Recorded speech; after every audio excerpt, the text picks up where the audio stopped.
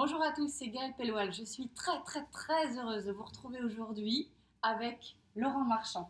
Bonjour tout le monde. Ça va? Ouais, ça va bien. Je Cool. suis content d'être avec toi. Ouais. Toujours. Parce qu'aujourd'hui, on va parler d'un sujet qui est important pour moi, très important. Mhm. C'est celui de génie adolescent, de la créativité, Ouais. à travers tout ce que tu proposes, tu as déjà dit. J'avais vraiment à cœur aujourd'hui de faire cette interview pour que tu nous expliques Ouais. comment les adolescents développent leur créativité Mhm. à l'âge adolescent, Ouais. tout ce génie créatif qu'ils ont, Ouais. et comment, finalement, quand on développe 100% de sa créativité adolescent, on l'exporte et on l'importe et on le fait vivre dans le monde adulte. Ah, ok, d'accord. Ok. Oui, effectivement, c'est un sujet que j'aime beaucoup. Déjà, j'aime beaucoup l'adolescence. C'est rare d'entendre des adultes dire ça. Je sais que toi, tu adores l'adolescence. Tu adores cette période-là. Je pense que ce sont des périodes qu'on a. Je sais pas si tu es passé à côté, toi, ou moi j'ai l'impression d'être passé à côté de mon adolescence. Moi, j'ai l'impression d'avoir développé des choses, mais pas assez. D'accord. Pas Et en fait, tu vois, effectivement, il y a quelque chose à dire déjà dans le fait que on n'étudie pas l'adolescent comme on étudie un animal dans une cage. En fait, on aime cet âge-là parce qu'on s'est rendu compte qu'effectivement, comme tu dis, c'est une période de la vie dans laquelle on a une très grande créativité. En fait, cette créativité, elle vient de ce qu'on appelle l'intelligence émotionnelle. Quand on est dans l'adolescence, on est connecté à nos émotions et pas à notre intellect. Ça ne veut pas dire qu'on est idiot. Ça veut dire qu'en fait, en réaction, on va beaucoup plus facilement avoir des points de vue émotionnels que des points de vue raisonnés. Et c'est très bien. C'est-à-dire que c'est ça qu'on perd dans l'âge adulte. Dans l'âge adulte, en fait, on opère une transformation qui est la plupart du temps... J'y vais, hein, Ah, vas-y, go, ouais, j'adore. j'adore. Parce que moi, ça me passionne. Dès que je commence, ça va. En fait, on opère une transformation quand on passe à l'âge adulte. Et cette transformation, elle est le plus souvent inspirée par l'environnement. Et l'environnement, ce sont des adultes, et notamment nos éducateurs principaux.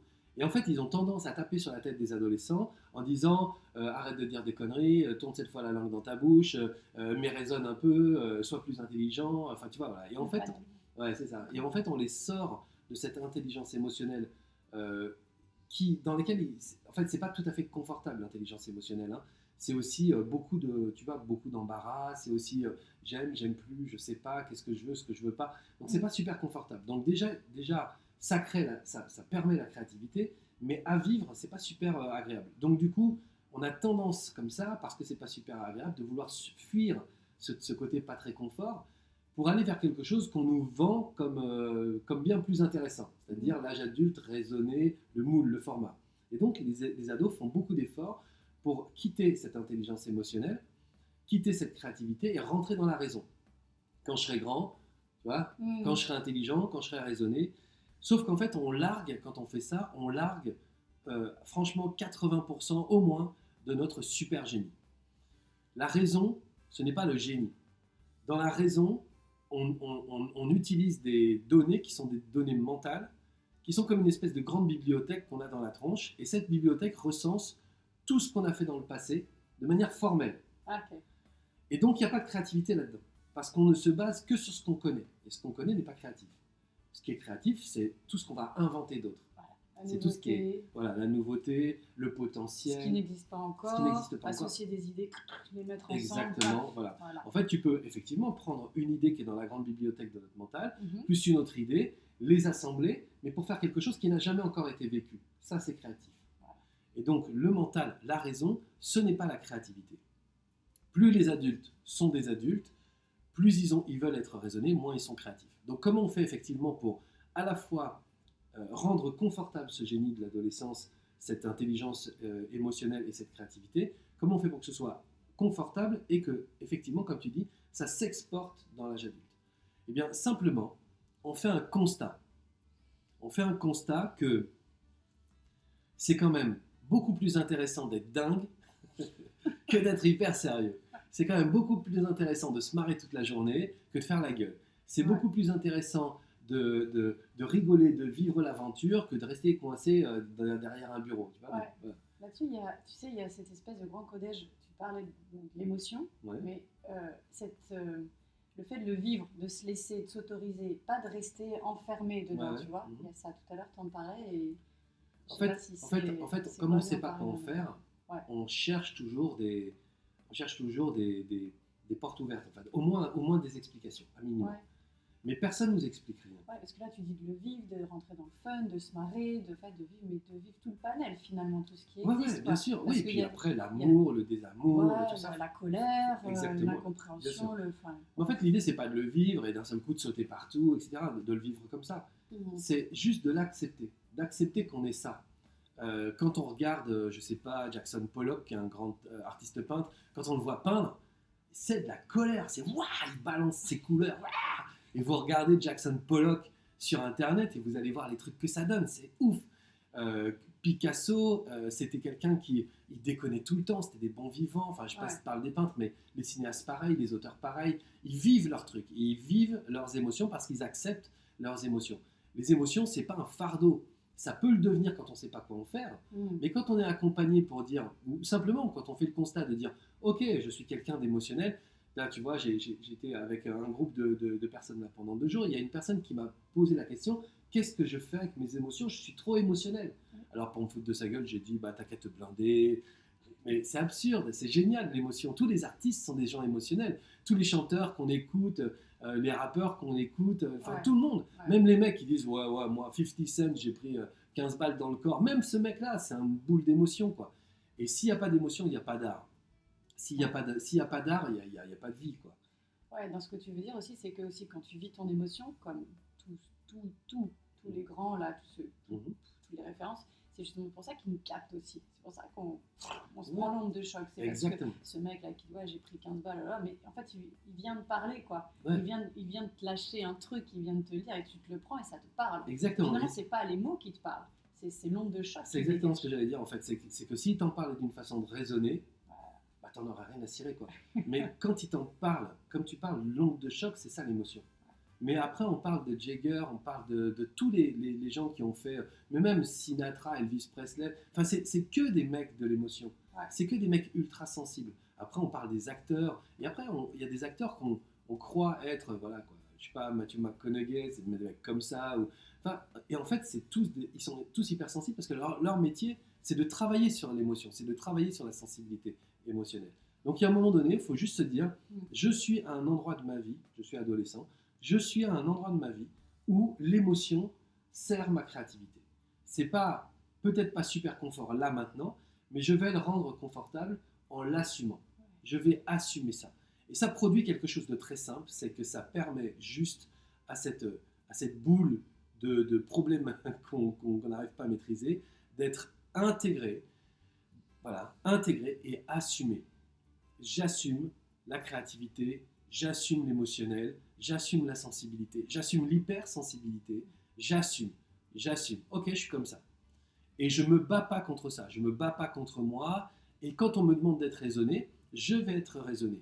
Quand on me demande de tourner 7 fois la langue dans ma bouche avant de dire une connerie, je vais le faire, je vais vraiment réfléchir, mais je garde cette créativité. Moi, je pense que c'est un peu ce qui m'a sauvé dans la vie.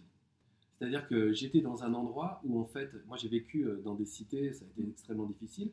Je savais que j'étais hyper émotif, je savais que j'étais hyper créatif, et je voyais bien dans mon environnement que ce n'était pas le cas. Alors, les gens n'étaient pas comme ça. Ouais, ça ne matchait pas avec l'environnement. Non, pas du tout. Non, pas du tout. Même mon propre frangin, il ne supportait pas que je dessine, parce que je dessinais bien. Donc ça faisait de moi quelqu'un d'un peu particulier. Et donc quand j'avais le dos tourné, il déchirait mes dessins. Donc c'était, voilà, ça n'a pas été accueilli. Quand j'ai voulu, le premier métier que j'ai voulu faire, c'était comédien. Quand j'ai annoncé ça dans ma famille, franchement, ça a été la déflagration totale. On a dit que j'allais devenir une pute et un drogué, quand même. Ouais, c'est sympathique. Sympa le dessin. Voilà. Donc, c'était absolument pas. Donc, du coup, j'avais vraiment une espèce d'immense porte ouverte vers deviens raisonné et arrête ta créativité. Ferme ta gueule. En gros, ferme ta gueule, deviens un vrai intellectuel, un mec intelligent et sérieux. Voilà. Sauf que je n'avais pas envie de devenir comme eux. C'est pas un jugement. C'est que je me trouvais mieux comme j'étais avec ma créativité, avec ma connerie, avec mon humour, avec mon délire, avec ma folie. Tu te sentais mieux. Ben, en fait, c'est même pas que je me sentais mieux parce que je savais pas vraiment qui j'étais, avec quoi je me sentais bien. Simplement, je me disais que c'est quand même plus intéressant de passer mon temps à déconner avec mes potes et à rigoler, à se péter des barres, à même plus pouvoir marcher dans la rue. Tu vois, on était à quatre pattes, tous tellement riaient. Et les gens, ils nous regardaient parce il y en avait un qui avait sorti une connerie débile. Et je me disais, mais ça, c'est la vie, en fait. Elle est là, la vie, quoi. Alors, je me le disais pas comme ça, en rentrant chez moi, en disant, bon, alors, qu'est-ce qui est la vie, qu'est-ce qui n'est pas la vie? Mais je ressentais quand même que ça, c'est la vie, quoi. Donc, au bout d'un moment, je ne pouvais pas renoncer à ça. Je ne pouvais pas renoncer à ça. Et c'est pour ça qu'aujourd'hui, le travail que je fais avec les adolescents, c'est un travail dans lequel je lui dis, mais constate ce truc extraordinaire que tu as, même si ce sont parfois des émotions qui disent j'aime, j'aime pas, et quand j'aime plus, je suis triste, ou quand on m'aime plus, je suis triste. En fait, peu importe. Garde ça, ne te juge pas, garde ça, ne te déprécie pas aussi, garde ça et intègre-le, assume-le. Fais-en toi. Après, le fait que tu saches raisonner, que tu saches déconner, c'est ça qui fait un adulte extraordinaire. Parce que des adultes qui font que déconner, bah en fait, finalement, il y a des choses où on les attend et ils ne seront pas. Il y a des gens qui sont que raisonnés, bah, il y a des moments où on les attend sur de la déconne et ils ne viendront pas. Mais quand on est à la fois la créativité, à la fois l'émotion, à la fois la sensibilité, et en même temps, on est la raison, on sait se poser, on sait discuter, on sait négocier, je sais pas, on sait analyser, on sait réfléchir, on sait comparer. Vraiment, quand on arrive à ça, les deux là, franchement, la vie, c'est juste une immense partie de plaisir. Et donc, exporter ça, c'est pas l'emmener de manière artificielle en disant je vais devenir un adulte qui déconne, c'est l'assumer comme étant partie intégrante de soi, toute l'émotion, toute l'émotionnalité, même la sensiblerie. Moi, je fais une grande différence entre la sensibilité et la sensiblerie. Ça, c'est cool. Voilà, la sensibilité, c'est vraiment se sentir touché par les choses. La sensibilité, la sensiblerie, c'est faire semblant. Ah ouais, ah là, dis donc, oh là là, ça c'est nul, ça, c'est faire semblant. Mais c'est pas grave. Il n'y a pas de jugement à porter sur la sensiblerie. Il n'y a pas de jugement à porter sur l'hyper-émotionnalité. Il n'y a pas de jugement à porter sur quoi que ce soit. C'est nous. Voilà. Moi, plein de fois, j'ai été dans la sensiblerie, même il y a 10 jours. Enfin, je veux dire, tu vois ce que je veux dire, hein. Moi, je suis dans la sensiblerie. Hein, quand je vois quelqu'un qui me coupe la route en moto, voilà, c'est la sensiblerie, c'est débile. Je n'ai pas besoin de faire ça. Mais je le fais quand même. Et puis voilà, c'est la vie, quoi. Mais je sais que je suis ça. Ouais, mais j'aime bien quand tu fais ce geste-là, si tu veux, au niveau de l'émotion, de l'émotion adolescente, c'est le fait vraiment aussi de laisser rentrer l'environnement, ce qu'il te fait. Exactement. Tu vois, il y a vraiment ça. Et après, de le vivre. Et En plus, on fait ce geste-là quand on parle d'émotion. Ouais, parce qu'en fait, dans la cage thoracique, il faut savoir quand même, dans ce qu'on appelle l'étude des métaphysiques des malaises et des maladies, il y a des endroits du corps qui sont très très symboliques. Et en fait, le thorax, la poitrine, en fait, c'est l'endroit où il y a la cage thoracique, et dans la cage qui pourrait être représentée par une cage d'oiseau, enfin, tu sais, les cages où on met les petits êtres sensibles, végétifs, tout mignons, qu'on a envie de regarder et d'entendre chanter. Dedans, il y a le cœur et les poumons. Et le cœur et les poumons, c'est l'amour des gens, le cœur, et l'amour de la vie, les poumons, quoi. Quand on est heureux de la vie, on respire, quoi. Ça, ouais. Voilà. Et en fait, et le cœur, après, on sait que c'est l'amour des gens, on sait, j'avais le cœur sur la main, enfin, ça, c'est pas du tout un scoop. Mais c'est vraiment notre part la plus belle d'amour des gens et d'amour de la vie. Et même parfois, quand on emmerde les gens et qu'on emmerde la vie, et ben, c'est aussi de là que ça part. C'est là que ça part. Ouais, c'est là que ça part. Et en fait, assumez ça, vraiment prenez ça à l'intérieur de vous, mettez ça dans vos cellules et assumez. C'est extraordinaire. Je pense que dans quelques générations, on commencera à regarder l'adolescence comme autrement que comme on le fait depuis les années 60 ou 50. Dans les années 50, on donnait plus de responsabilités aux adolescents. Ça a bougé. Ouais, ça a commencé à bouger. Ouais. Dans les années 60, 70, 80, on a commencé à considérer que c'est l'âge bête. Ça, c'est absurde. Ça, c'est le truc contre lequel je me suis le plus battu dans ma vie. mais même avant de faire ce métier-là, dès que j'entendais l'âge con, je me retournais, et j'avais 17 ans, j'avais 16 ans, je me retournais, je disais, il faut pas être un peu con pour dire l'âge con, tu vois. T'es qui en fait pour dire ça, tu vois. Et je les défonçais, les adultes, je les défonçais. Non mais franchement, je trouvais qu'il y avait plus d'intelligence chez mon pote de 15 ans que chez les gens qui disaient ça. Donc voilà, j'avais pas peur et j'y allais. Mais ça a été considéré comme l'âge bête, il y a même eu des films là-dessus. Et après, petit à petit, on revient grâce à ton travail déjà, franchement, je te remercie beaucoup. grâce à ton travail, parce que moi je suis un grand théoricien, moi je fais des conférences sur l'adolescence, mais elle est avec vous. Elle est directement en lien avec vous, et ça c'est extraordinaire. Moi je suis en lien avec des adolescents particuliers, comme les adolescents anorexiques et tout, mais voilà quoi. Après j'ai de la théorie, j'ai beaucoup pratiqué, mais aujourd'hui je suis un théoricien de l'adolescence. Toi tu travailles avec. Donc toi ton travail va permettre aux parents de comprendre l'intelligence des enfants que tu accompagnes. Et ça c'est un vrai, pour moi c'est vous, c'est toi et les enfants avec lesquels tu travailles, c'est vous qui allez changer ce truc-là. C'est vous qui allez sortir la société de l'idée qu'en fait l'adolescence c'est un âge bête et de rentrer dans vraiment une compréhension du génie de l'adolescence. C'est vraiment une dimension quoi. Il y a quelques temps, il y a une dame qui m'avait demandé, j'avais trouvé ça très intéressant d'abord à répondre à cette question parce que je n'avais pas réalisé dans ce qu'on fait. Moi je t'inclus aussi dans le processus parce qu'on apprend, on échange, on interagit. Mais une dame m'avait dit, qui faisait à peu près le même engagement, la même contribution, elle me dit la part des parents. Quand tu travailles avec un ado ou une famille, comment ça se passe? C'est quoi la part? Et en fait, en y réfléchissant très rapidement, je me suis dit, ok, il y a 75% c'est l'ado et 25% les parents. C'est-à-dire que je fais tellement confiance à l'adolescent de faire comprendre à ses parents, parce que c'est lui qui a les clés, c'est lui qui a le message, c'est lui qui peut vraiment le communiquer pour que ses parents comprennent. Mais finalement, avec les parents, il y a beaucoup moins de réglages, parce que c'est lui ou elle qui va donner son message. Ouais. Mon travail, moi, il est plus à l'aider lui. Oui, bien sûr. En même temps, ce que tu fais, ça permet aussi à l'adolescent de changer l'énergie qu'il a. Oui. Et effectivement, peut-être d'accepter beaucoup plus facilement ses capacités, son émotion, sa sensibilité, etc.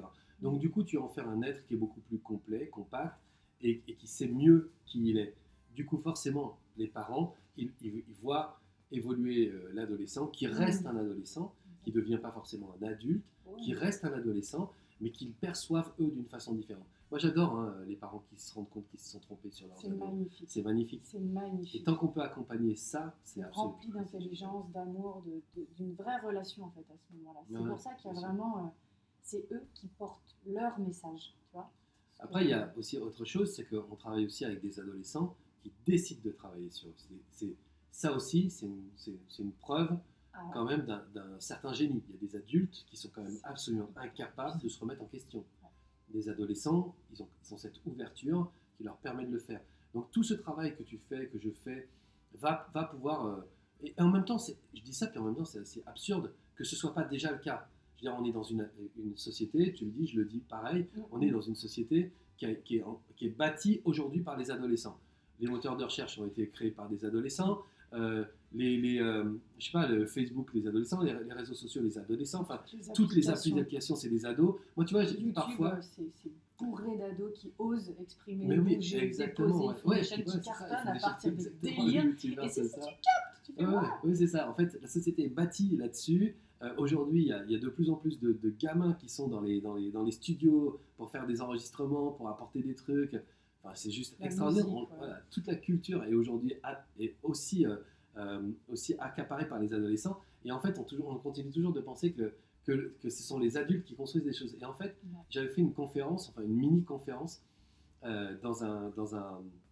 c'est une école de commerce.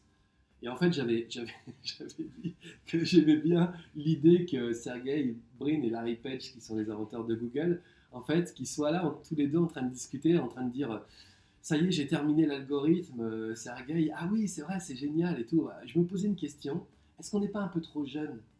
Est-ce qu'on ne devrait pas attendre un peu quelques années avant de sortir ce truc, parce que c'est quand même une application d'adolescent, ça va pas plaire aux adultes. Et l'autre qui dit ouais, c'est Google quoi, tu vois. Ouais, mais en même temps on est un peu jeune quand même, on n'a pas encore la majorité, on devrait s'arrêter, ce serait tellement débile, on aurait tellement envie de leur dire putain, non, tais-toi sur toi, sors-le. Voilà quoi, je dirais, à un moment donné il faut s'arrêter de tergiverser sur le monde de l'adolescence. Le monde de l'adolescence, c'est le monde du génie créatif, et donc ce génie créatif doit en tout cas accompagner les enfants, accompagner vers un âge qui est, en fait, c'est juste des enfants plus grands, hein, je veux dire, les adultes. Hein. Et si on arrive à accompagner ces enfants vers un âge où ils seront plus grands, mais ils ont toujours l'innocence de l'enfance, l'humour, le génie, la créativité. C'est impulsif parce que la créativité n'a rien de raisonnable, c'est ce que tu disais tout à l'heure, c'est la connexion d'idées. Tu vois. Exactement. Et tu les connectes en vivant. Donc on est à travers ressentant les émotions, c'est ce qui se passe à l'intérieur, et d'un coup, et quand on a une super idée, on qu'est-ce qu'on fait d'autre que on est trop content. C'est ça, c'est que de l'émotion en fait. La créativité, c'est que de l'émotion. Et les idées, les meilleures idées, c'est quand tu les sens, tu y vas parce que tu as cette espèce de carburant, c'est là où tu as une onde de choc dans le monde qui sort, tu vois. Ouais. Parce que tu y vas, quoi. Et tu le crées, tu le matérialises, tu le balances, quoi. Ouais. Il y a quelques temps, je t'avais entendu dire un truc que j'avais adoré. Ouais. T'en as dit des dizaines, des centaines, des milliers. Je reviens juste, j'avais été mort de rire. Tu avais dit que tu avais vendu une boîte. Tu as vendu une boîte, mais en fait, tu n'avais pas peur de la concurrence, les multinationales, les adultes. Tu avais peur des 4-5 ados dans leur garage avec leur ordinateur trafiqué qui, eux, bossent H24, la nuit, le jour, passionnés avec des sandwichs, une pizza, rien à foutre. C'était pas le monde adulte, enfin, tu vois. Ah oui, non, l'industrie m'inquiétait pas. Et tu avais vendu, tu avais dit non, je suis super content d'avoir vendu, quoi. Parce que ma concurrence, elle n'était pas là. Quoi. Ah oui, c'est ça. En fait, nous, on avait développé suffisamment pour effectivement être comparé à des grosses multinationales. Et c'était une société qui avait 2 ans, mais qui valait déjà des centaines de millions d'euros. Et en fait, effectivement, on était avec mon associé, on était dans le bureau en train de se dire putain, pourvu qu'il soit plus encore intéressé par il manque du coca où il n'y a pas de sandwich que allez les gars, on va sur le marché, parce que là, s'ils allaient sur le marché, on était morts. Et tout le monde disait ouais, mais vous comparez comment par rapport aux grosses boîtes? On était interviewés, où il y a des gens qui nous posaient des questions. Et on disait oui, effectivement, c'est un combat, c'est une lutte, il y a des gens qui ont beaucoup réfléchi sur le truc, mais en fait, on savait que les paquebots qui étaient en face de nous, s'il y en avait un qui avait une bonne idée, il fallait 2 ans pour que le paquebot il prenne, tu sais, un peu la bonne voie. Tandis que dans un garage avec des câbles qui descendent du plafond, avec des mecs avec des ordinateurs ouverts, il y en a un qui dit hey les gars, je me suis dit que ça pourrait être ça. Et boum, c'est terminé. En 2 secondes, on était mort. Donc on avait effectivement peur de ça. Et en plus, c'était rigolo parce qu'à chaque fois que j'allais bosser, je passais à côté justement d'un garage dans lequel ils étaient une dizaine de mecs. Il y avait des grandes tables, c'était un garage, il y avait vraiment encore les taches d'huile des bagnoles, tu vois, et en fait il y avait des tables, des ordinateurs ouverts, et à chaque fois ça me rappelait à la réalité. À chaque fois que je passais à côté en disant salut les gars, je me disais oh putain, si eux ils commencent à se bouger, franchement ils nous écrasent tous, quoi. Et en fait c'est là où je me dis c'est bien que tout le monde, que ces ados pensent qu'en fait c'est peut-être pas l'heure, tu vois, parce que sinon ça va aller trop vite et on va tous se faire exploser. Mais voilà. Aujourd'hui, il y en a plein qui pensent que c'est l'heure. Oui, et tant mieux. En fait, parce moi, j'ai vendu ma boîte, donc tant mieux. Oui, voilà, c'est ça, tu l'avais fait. C'est ce que tu avais dit, j'avais été mort de rire. J'avais adoré la comparaison. Enfin, je m'y attendais pas, et je pense qu'il y a plein de personnes qui s'y attendent pas. Non, la concurrence, elle n'est pas là. Ah non, la concurrence, elle n'est pas là. Et en plus, vraiment, on les voyait avancer. On était sur les nouveaux médias. Notamment le média du téléphone. À l'époque, il n'y avait pas de téléphone avec des applications dessus. C'était le téléphone intelligent n'arrivait pas. Et nous, on était en train de proposer du contenu sur les téléphones mobiles. Ce qui aujourd'hui peut paraître la préhistoire, mais en fait, c'était il n'y a pas si longtemps que ça. Il y a une vingtaine d'années, en fait. Et en fait, aujourd'hui, voilà, quoi, tous les téléphones intelligents, etc., ils ont du contenu. Et en fait, la boîte qu'on a créée, en fait, en gros, envoie à peu près aujourd'hui 40 ou 50% de ce contenu-là sur les téléphones. Et donc du coup, mais nous, on était reçus chez les opérateurs par des gens qui nous disaient hey, les gars, le téléphone, c'est des logos pixelisés et des sonneries avec 2 tons, c'est tout. Et on dit non, ça peut être de l'information, de la vidéo, et de regardez, arrêtez vos conneries. Les opérateurs. Et en fait, on se disait putain, en fait, eux, ils n'ont pas compris ça, mais les jeunes dans les garages, ils sont en train déjà de fabriquer tout ça. Donc quand ils vont arriver sur le marché, nous on attendait que ce soit les opérateurs qui développent les applications. Mais eux ils vont arriver directement avec les applications. Et là on s'est dit c'est là où on va être bouffé. Mais honnêtement, vraiment faisons confiance à la créativité. La créativité c'est ce qui fait bouger le monde. En fait, on n'évolue que par la créativité, on n'évolue que par les choses nouvelles. C'est que ça qui fait évoluer l'être humain.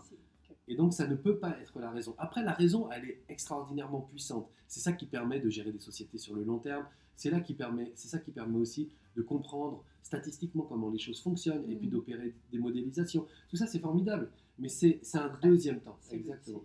Le premier temps, c'est l'idée. Le deuxième temps, c'est comment on la construit, comment on la fait pérenniser, etc. Mais là, s'il n'y a pas d'idée, il n'y a pas de business. Non, et ces quelques années de vie qui sont vraiment définies par l'adolescence, toi souvent, ce que j'explique, je leur dis, là vous avez un cerveau, c'est un avion de chasse.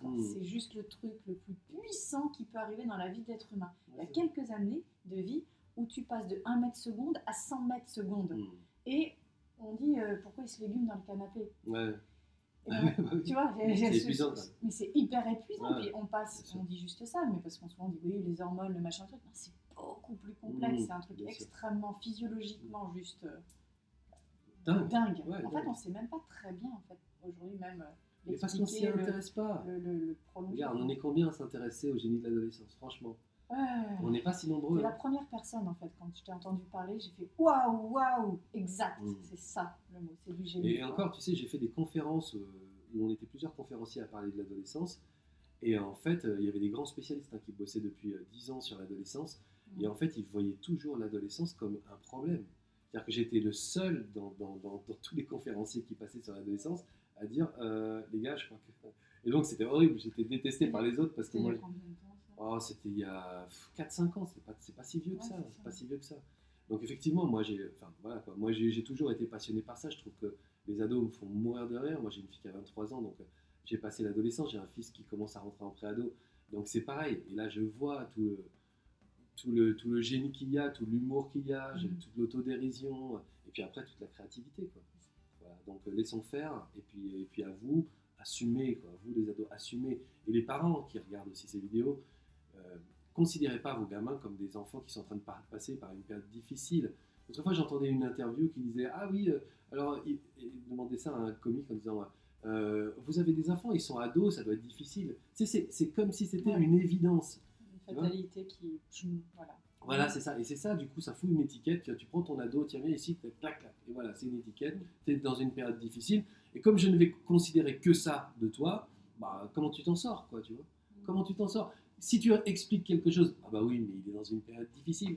Tu vois, c'est absurde, c'est débile. Non, il est juste en train de dire quelque chose, quoi. Alors, il le dit peut-être pas avec les bons mots, il le dit à sa façon, à sa manière, il se capte sur. Ou en pleurant, peu importe. Avec de l'émotion ou en riant, ou simplement avec des mots un peu déstructurés en essayant de passer. C'est super dur d'exprimer une émotion. Quand tu as une émotion, il y a quelques années, c'est ça qui m'avait, il y a à peu près 5 ans, j'ai une jeune fille comme ça, que je retrouve chez moi, elle vient et en fait, elle se griffe les bras, tu vois, comme ça, et comme elle était en débardeur, je la voyais se griffer, elle était là, c'est quoi Gaëlle? C'est comme ça, elle était en train de vivre un truc émotionnel, hein. Mais en train de, c'est quoi? Qu'est-ce que je vis? C'est quoi? J'ai fait nom de Dieu. Et en fait, elle était complètement en train de vivre des émotions qu'elle avait bloquées pendant un paquet d'années, pour plein de raisons. Et là, c'était fatalement, biologiquement, biochimique, je sais pas, mais en tout cas, en train de sortir. Et le job, ça a été, vas-y, on le vit, on l'a vécu, ça a été fort, ça a été puissant, on a pleuré, ça a duré un bon moment. Et à un moment donné, ok, et maintenant, comment tu l'exprimes? Parce que c'est chaud, qu'est-ce que c'est dur de mettre des mots sur des émotions. En même temps, on demande à une machine d'expliquer une autre machine, et quand elles n'ont rien à voir l'une avec l'autre, c'est compliqué, quoi, tu vois. Et ouais, c'est sûr, moi, il y a une tonne d'émotions que j'arrive pas à expliquer, alors que pourtant j'ai les mots, je sais, je connais, j'ai la littérature qui va avec, tu vois. Mais non, c'est juste pas possible. D'ailleurs, je parle même aux adultes aujourd'hui, je leur parle de leur identité énergétique, c'est-à-dire sortir de l'identité formelle qui est ton nom, ton prénom, ton âge, ton numéro de sécurité sociale, le lieu où tu habites, ton métier, etc. Et de rentrer de dire, voilà, si tu devais te donner en énergie qui tu es, comment tu l'exprimerais?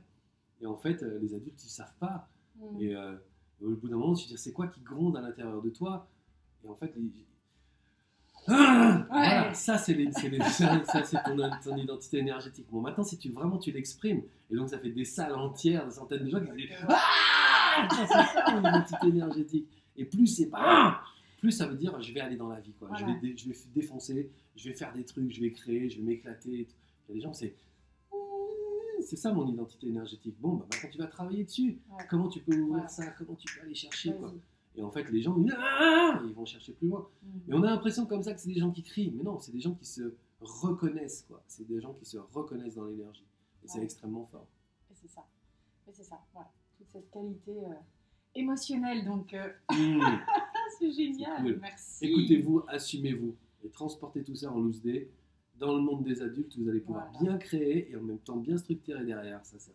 Pour le moment en loose day, et puis bien sûr, bientôt Voilà, en... bien sûr. Vas-y, en panache, quoi. Dis-le, Exactement. exprime-le, Panache. et puis demande au... Ce qui est super, c'est aussi de, par ce travail, par cette expression, plus ce sera, plus ça existera, plus les adultes vont se rendre compte que le calibre, on est d'égal à égal. Ouais, puis après Et aussi, puis, défendez votre truc, quoi, ça va. C'est-à-dire Ah, qu'on ça, on c'est peut génial, défendre aussi la place Ouais. de l'adolescent dans la société. Ouais. Tu vois, à chaque fois que les parents disent ah, les adolescents sont compliqués, tu vois. Allez, je vais aller sur Facebook. Tu sais, ah, mais écoute, heureusement qu'ils étaient là. Heureusement qu'ils étaient là. Allez. Merci à votre Jenny. Ah là, c'est ça, maintenant je vais prendre mon truc et je vais aller sur Instagram. Bah écoute, super, t'es un adulte super raisonné qui utilise quand même des. Tu vois, ça c'est Instagram, c'est des ados qui l'ont créé, tu vois. Alors peut-être que c'est l'âge con, mais t'es bien contente visiblement, Voilà. tu vois. Et puis pas que ça, hein, des tonnes de trucs, des applications, machin, tout ça. Voilà, les Tinder, les Snapchat, les WhatsApp, tout ça c'est des ados, quoi. Non, puis, Donc moi je veux bien que ce soit l'âge con, mais en fait visiblement les adultes sont bien contents qu'il y ait eu cet âge-là, tu vois. Voilà, c'est ça. Notre job, c'est de redonner toute sa force, sa puissance et la noblesse finalement à cet âge qu'on arrête. Et vous pouvez le faire avec nous, hein, vous pouvez défendre ça. Mais ça ne veut pas dire revendiquer. Non. Ça veut pas dire bah non, on a fait ça. Non, non, ça veut dire juste dire ok, très bien, mais on était quand même dans une société où ce sont des ados qui créent les nouveautés. Bon, bah voilà, c'est juste, moi je dis ça, je dis rien. Voilà, c'est C'est tout, bonne journée. Voilà. Laissez Voilà, c'est aller. tout. Et puis tout tombe, tout change, quoi. Les paradigmes, ça, c'est Ouais, des paradigmes. c'est pour ça qu'en fait, ça sert à rien de hurler pour les faire tomber. Ils tomberont tout seuls. Ouais, Si nous on parle simplement, si nous on parle, déjà ils tomberont tout seuls. Ouais, c'est ça. Voilà. J'espère que j'ai répondu à ta question. Je pense. D'accord, Allez, là. L'idée, c'était ça. D'accord, ok. Gardez C'est vos formidable. émotions, Carrément. connectez-les, Ouais, c'est ça. C'est ça. Assumez-les assumez-les, vivez-les et transportez-les. et surtout, gardez-les. Ouais. Tout à l'heure, tu avais dit est-ce que tu as vraiment tout vécu ton adolescence ou t'es pas passé à côté, tu vois? Ouais. Parce que c'est vrai que bah voilà, on n'a pas grandi avec cette connaissance-là non plus, parce que ça va hyper vite.